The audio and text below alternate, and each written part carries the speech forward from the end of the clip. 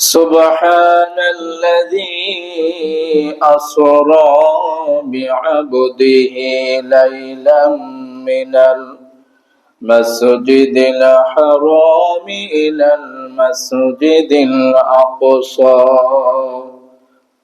الذي باركنا حوله لنريه من آياتنا إنه هو السميع البصير আলহামদুলিল্লাহ। আল্লাহ পাকের লাখো কোটি শুকর আদায় করছি যে আল্লাহ তাবারক তাআলা আমাদেরকে পবিত্র রজব মাসে জুমার নামাজ আদায়ের লক্ষ্যে দুনিয়ার সবচাইতে ভালো এবং উত্তম জায়গা মসজিদে আসার মতো সুযোগ করে দিয়েছেন। আল্লাহ তাবারক তাআলার শাহী দরবারে শুকরিয়া আদায় করছি, আলহামদুলিল্লাহ।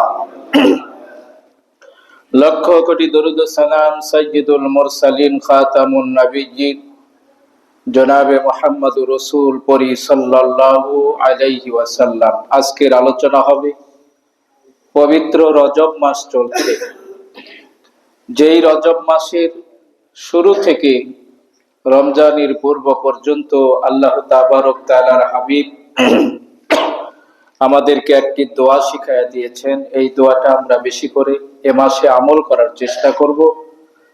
নবীজি বলছেন, রজব মাসের চাঁদ উদিত হলে তোমরা দোয়া করো, আল্লাহুম্মা বারিক লানা ফি রজাবা ওয়া শাবান ওয়া বাল্লিগনা রমাদান।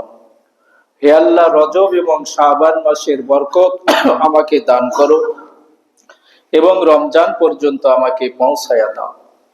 নবীজি দোয়া করতেন রজব এবং শাবানের বরকতের জন্য এবং দোয়া করতেন রমজানের ফজিলতপূর্ণ মাস পর্যন্ত আল্লাহ তাবারক তাআলা যেন তাকে পৌঁছায়া দেন। বলুন আলহামদুলিল্লাহ।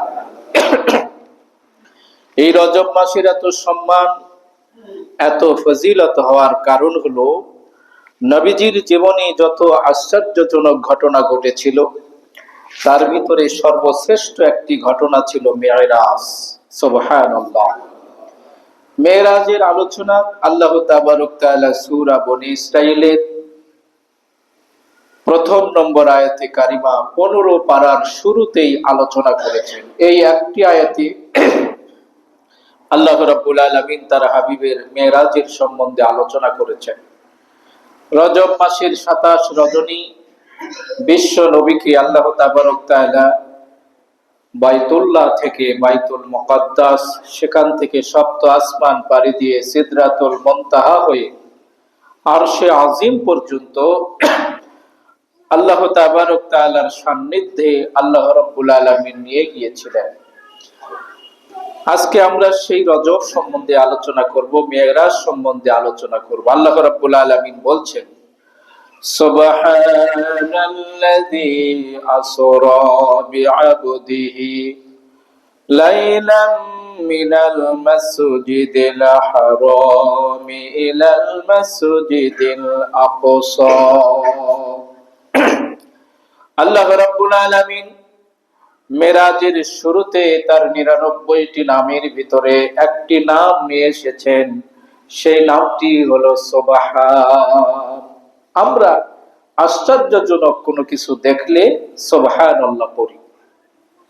আল্লাহর শুকরিয়া স্বরূপ কোনো কিছু খাইলে, কোন নিয়ামত যখন আমরা ভোগ করি, তখন আমরা শব্দটি ব্যবহার করি আলহামদুলিল্লাহ। আল্লাহর নবী আমাদেরকে এই দোয়াগুলো শিখায়া দিয়েছেন। আল্লাহর আশ্চর্যজনক কোনো কিছু দেখলে সুবহানাল্লাহ পড়ো।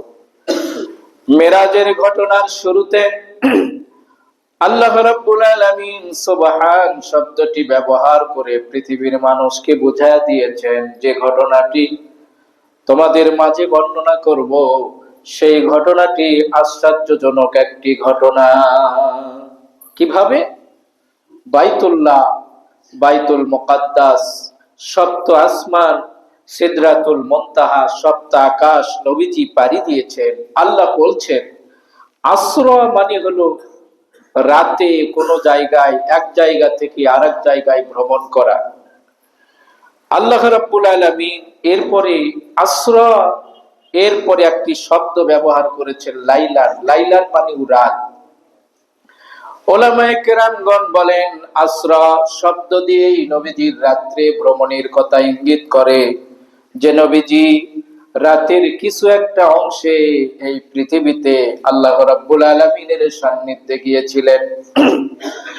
এরপরে লাইলান শব্দটি ব্যবহার করে আল্লাহ রাব্বুল আলামিন আমাদেরকে জানায়া দিয়েছেন, ও দুনিয়ার মানুষ, আমি আমার নবীকে মেরাজে নিয়ে এসেছিলাম।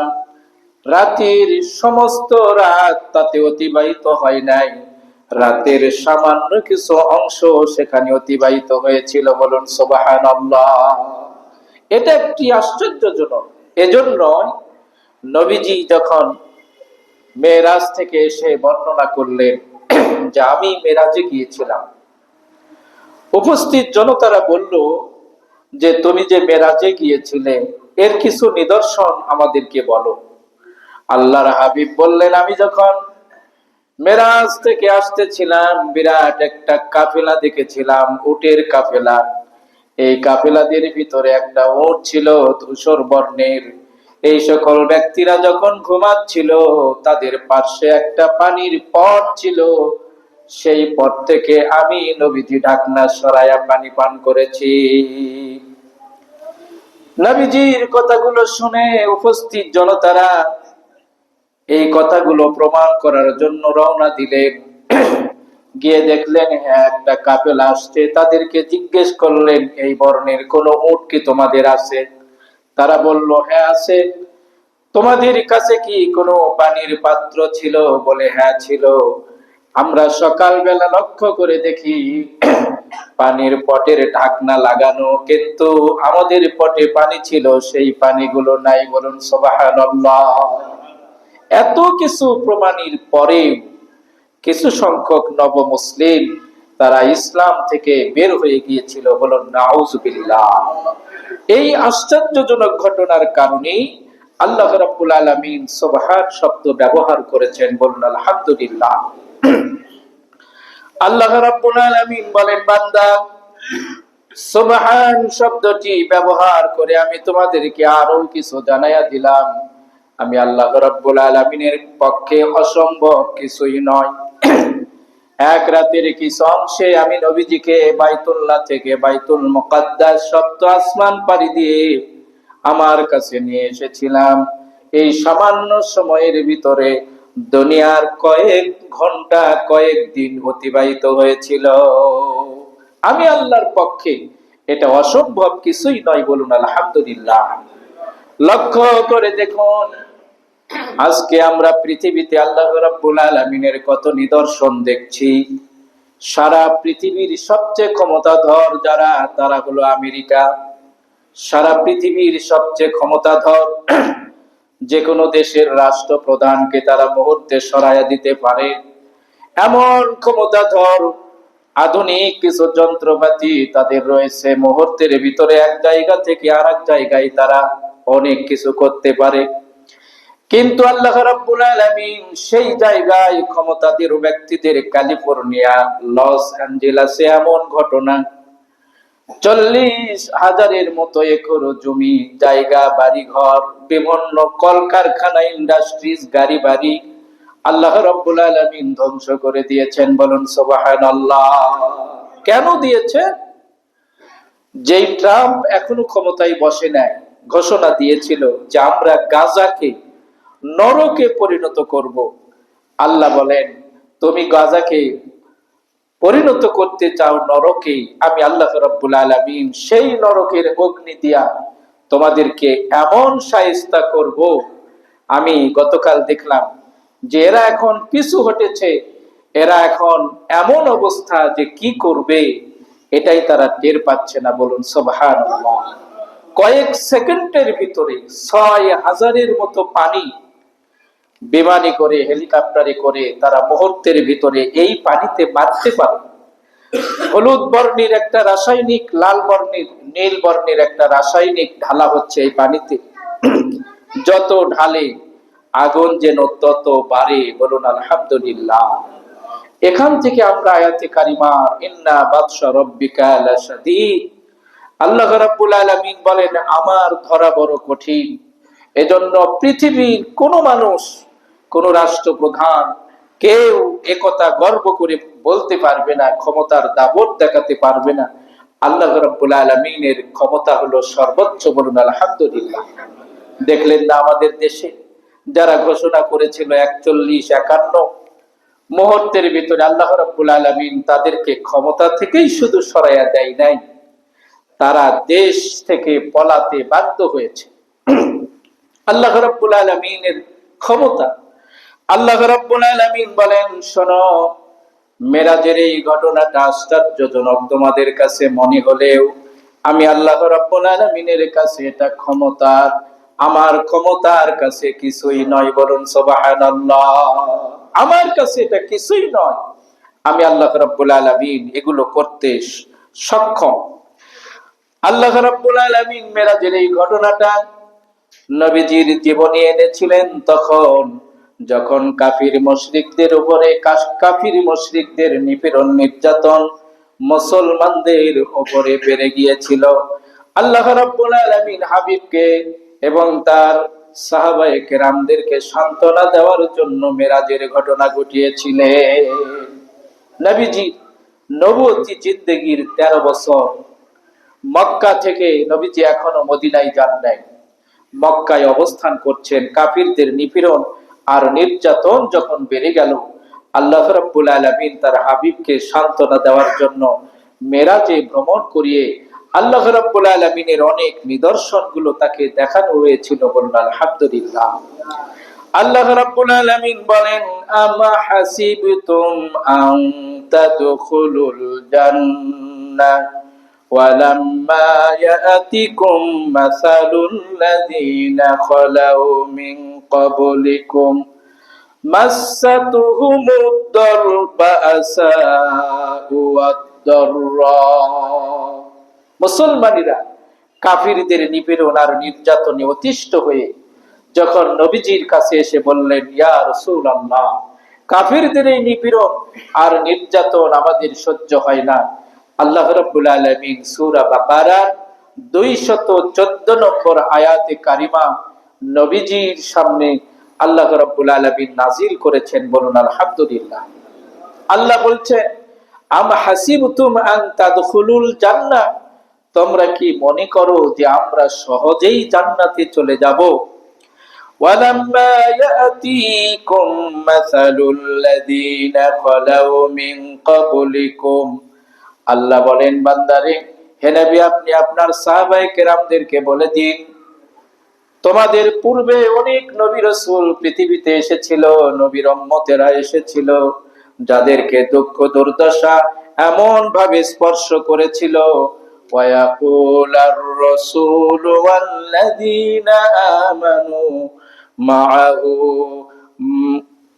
মাতা নাসরুল্লাহ, এই সকল ব্যক্তিরা নির্যাতন আর নিপীড়নে অতিষ্ঠ হয়ে আল্লাহর কাছে দোয়া করেছিলেন, মাতা নাসরুল্লাহ, হে আল্লাহ, তোমার সাহায্য কখন আসবে? এমন কাফিরদের নিপীড়ন আর নির্যাতন ছিল।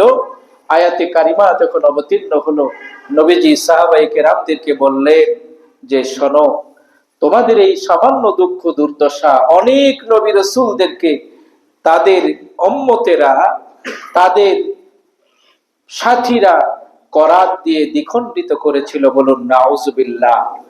আল্লাহর হাবিব বললেন, এই আয়াতে কারিমার তাফসিরে বায়ানের ভিতরে এসেছে, অনেক নবীদেরকে তার উম্মতেরা করাতের ভিতরে করাত দিয়া, গাছ যেরকম চিরে মানুষদেরকে ওই রকম দ্বিখণ্ডিত করা হয়েছিল, লোহার চিরুনি দিয়া তাদের শরীরের গোশতগুলো খুলে ফেলা হচ্ছিল। বলুন নাউজুবিল্লাহ।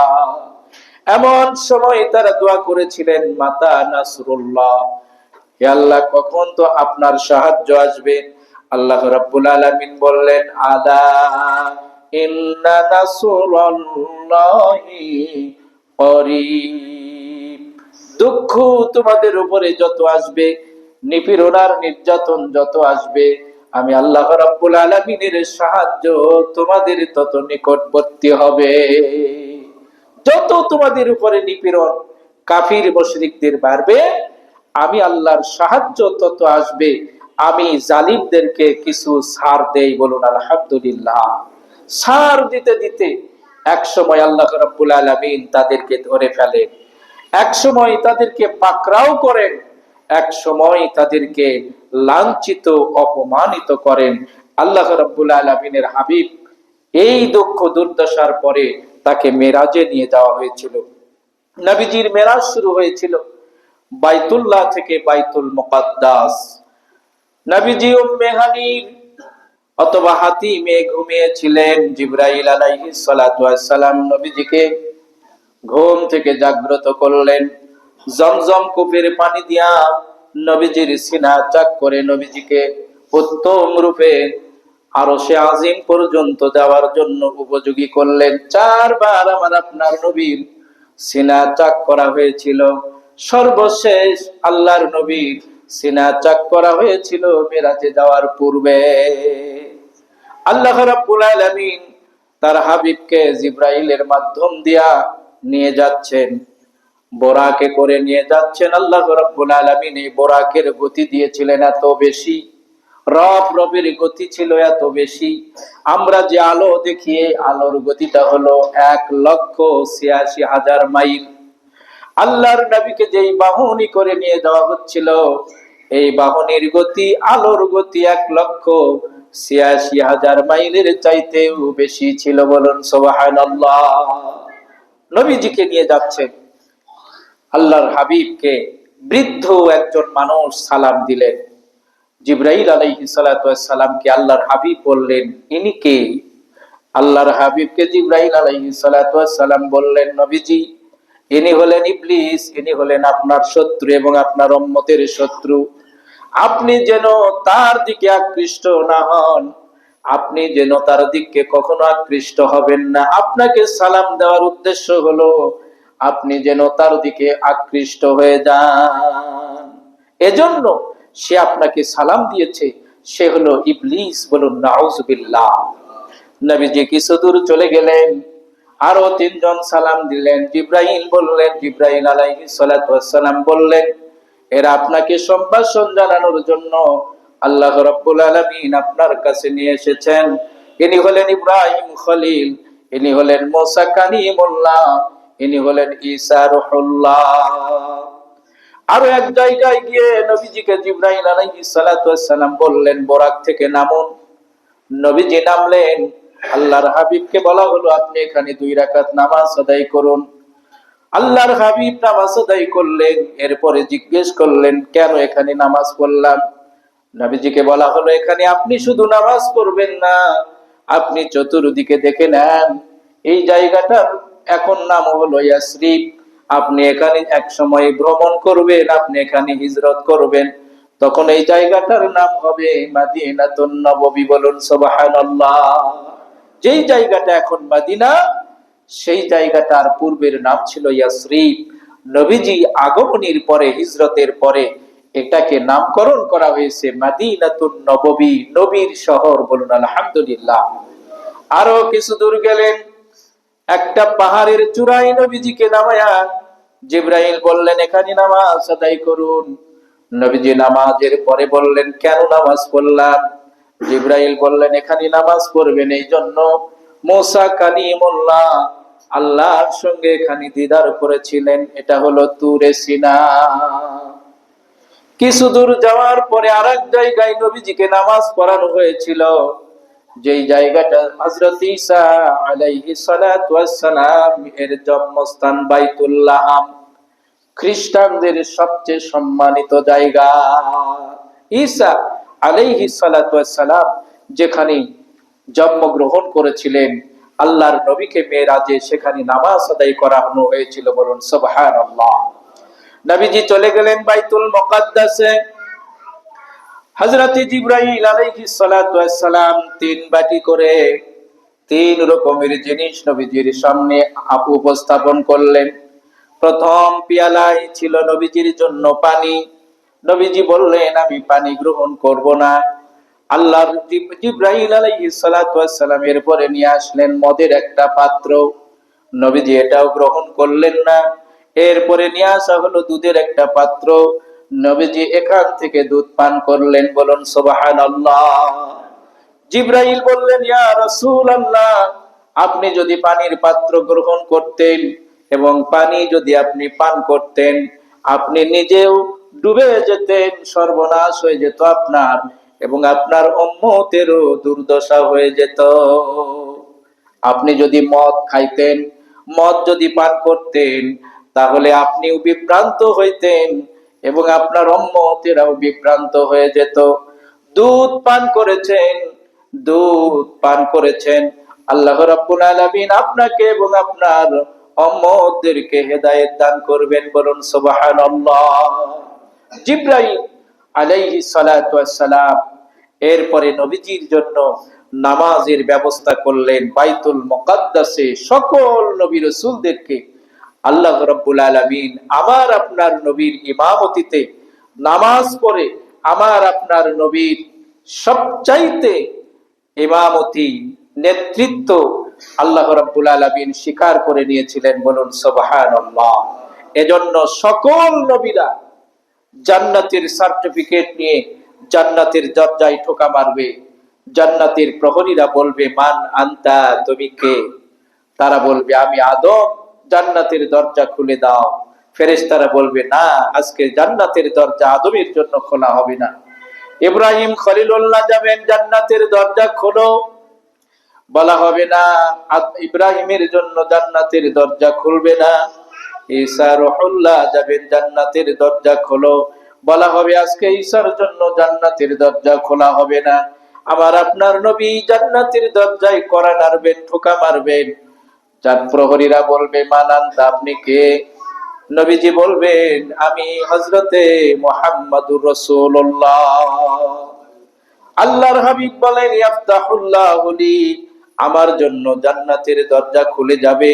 ইয়াদখুলুনহা ইউদখিলুনহা, আমি জান্নাতের ভিতরে সর্বপ্রথম প্রবেশ করব। হুজুর বলেন, জেনে রাখো, শুনে রাখো আমার উম্মতেরা, আমার পরে, আমার পেছনে পেছনে অন্যান্য নবীদের পূর্বে আমার একদল উম্মতেরা জান্নাতে ঢোকার সুযোগ পাবে। তারা হলো মা'ফুকারাউল মুমিনিন। এরা হলো আমার উম্মতের ভিতর থেকে গরীব, কিন্তু তারা মুমিন। এরা আমার পিছনে পিছনে অন্যান্য নবীদের পূর্বে জান্নাতে প্রবেশ করার অনুমতি পাবে, বলুন সুবহানাল্লাহ। বুঝাতে চাচ্ছিলাম, আমার আপনার নবীকে আল্লাহ রাব্বুল আলামিন সম্মান দিয়েছেন। সকল নবী বাইতুল মুকাদ্দাসে আল্লাহ রাব্বুল আলামিন নবীজির ইমামতিতে নামাজ আদায় করে নবীজির নেতৃত্ব স্বীকার করেছিলেন। এজন্য নবীজির দরবারে ওমর ফারুক রাদিয়াল্লাহু তাআলা আনহু ইনজিলের একটা কপি পাঠ করছিলেন, তাওরাতের একটা কপি পাঠ করছিলেন। নবীজি রাগান্বিত হয়ে বললেন, ওমর, এখন যদি মুসা, ঈসা এরা যদি জীবিত থাকতো, তাহলে আমার নেতৃত্ব, আমাকে রাসূল হিসাবে মেনে নেওয়া তাদের জন্য ফরজ হয়ে যেত, বলুন আলহামদুলিল্লাহ। আল্লাহ রাব্বুল আলামিন বলেন, নবীজিকে মেরাজে নিয়ে যাওয়ার উদ্দেশ্য ছিল কি? আল্লাযী বারাকনা হাওলাহু লিনুরিয়াহু মিন আয়াতিনা। আমার নবীজিকে যেই জায়গা দিয়ে আমি আল্লাহ রাব্বুল আলামিন মেরাজে নিয়ে গিয়েছিলাম, বারাকনা হাওলাহু, এর চতুর্পার্শ্বে আমি আল্লাহ রাব্বুল আলামিন বরকত দান করেছিলাম। বাইতুল মুকাদ্দাস মুসলমানদের প্রথম কিবলা।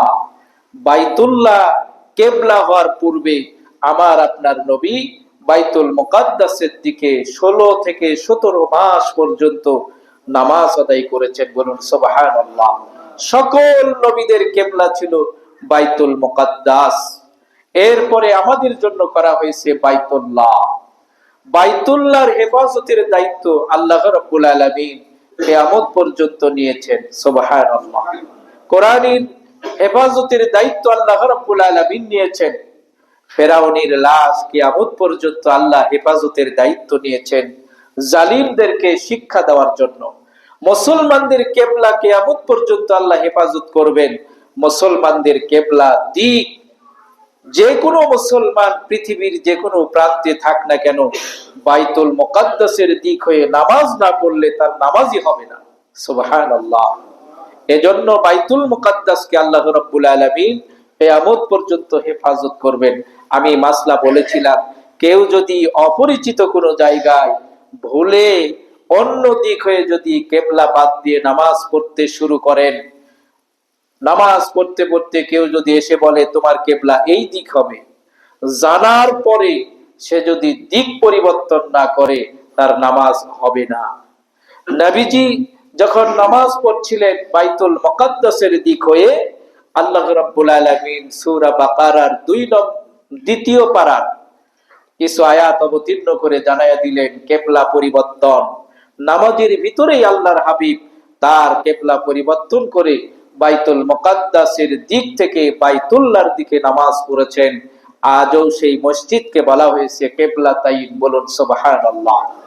বলছিলাম আল্লাহ রাব্বুল আলামিন বাইতুল মুকাদ্দাসকে এত সম্মানিত করেছেন, সকল নবী রাসূলদের জন্য ছিল কিবলা। আল্লাহ রাব্বুল আলামিন সুলাইমান আলাইহিস সালাতু ওয়াস সালামের মাধ্যম দিয়ে বাইতুল মুকাদ্দাসকে নির্মাণ করেন। বাইতুল মুকাদ্দাস নির্মাণ করতে করতে আল্লাহর নবী সুলাইমান আলাইহিস সালাতু ওয়াস সালামের মৃত্যুর পরোয়ানা জারি হয়ে যায়।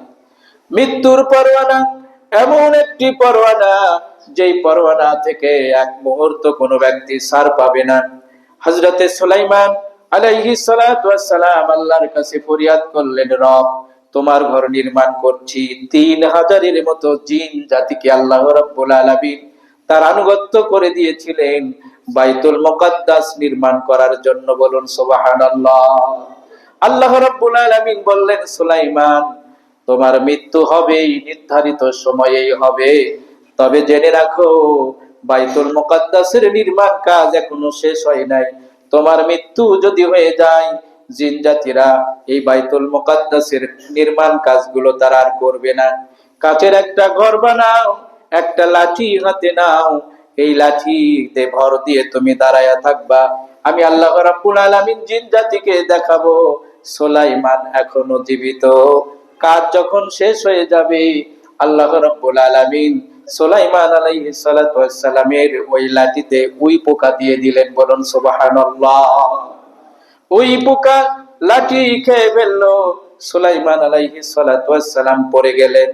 জিন জাতিরা এসে দেখলো সুলাইমান আলাইহিস সালাতু ওয়াস সালাম অনেক আগেই দুনিয়া থেকে বিদায় নিয়ে চলে গিয়েছে।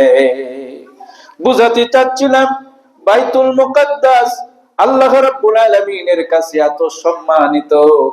এত সম্মানিত হওয়ার পরেও বাইতুল মুকাদ্দাসের হেফাজতের দায়িত্ব আল্লাহ রাব্বুল আলামিন নেন নাই। এজন্য বাইতুল মুকাদ্দাসে ইসরাইলের ইহুদিদের করাতলে আজও রয়েছে। আল্লাহ রাব্বুল আলামিন দেখতে চান পৃথিবীর মুসলমানেরা এই বাইতুল মুকাদ্দাসের জন্য লড়াই কে করে, জিহাদ কে করে, নিজের জীবনকে উৎসর্গ করে। ফিলিস্তিনের এই মুসলমানদের পক্ষে কে কথা বলে, ইসরায়েলের দালালদের বিরুদ্ধে কে কথা বলে, আল্লাহ রাব্বুল আলামিন এগুলো সব ফেরেশতাদের মাধ্যমে নোট করছেন। বলুন সুবহানাল্লাহ। এজন্য গাজা আজকে অনেক ক্ষতিগ্রস্ত, তারপরেও তাদের ঈমানি তেজ আমরা দেখেছি। কয়েকদিন আগে একটা শিশু ভাইরাল হয়েছে, ইহুদিদের এই সকল বাহিনীর কাছে গিয়া এই সকল ছোট্ট বাচ্চারা যে ঈমানি জোশ দেখায়, আমাদের মতো একজন স্বাধীন দেশের মুসলমান এই সকল ঈমানি জোশ আমরা দেখাতে পারি না। আল্লাহ রাব্বুল আলামিন এই সকল মানুষদের, নিপীড়িত নির্যাতিত মানুষদের, তাদের দোয়াগুলো আল্লাহ রাব্বুল আলামিন দেখেন। বলুন সুবহানাল্লাহ।